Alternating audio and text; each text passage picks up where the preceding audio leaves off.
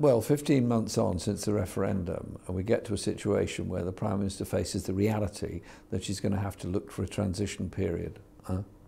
She's had 15 months to think about that, and she goes all the way to Florence, and we didn't even get a chance to see Florence in the background to tell us what we already know. And indeed, it was part of our amendment to the EU withdrawal bill to look for a transition period. It's got to happen.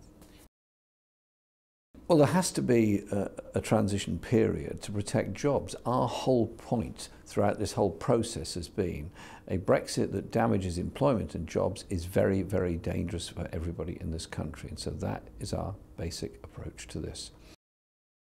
I don't think it's possible to put a figure on it. Clearly, there are obligations that must be met, and clearly the EU have obligations to make to this country. But this whole speech seemed to me the product of the internal negotiations of the Tory party rather than negotiations with the EU. She, after all, seemed to slap down both Boris and David Davis during the speech. There has to be a trade relationship with Europe in the future. Half of all our trade is with the EU. Our manufacturing industry works very closely with the EU, supply chains to both sides of the channel. That's got to be maintained. There are a large number of EU nationals that live and work in this country and make an incredible contribution to it. Without them, all our public services would be much worse off.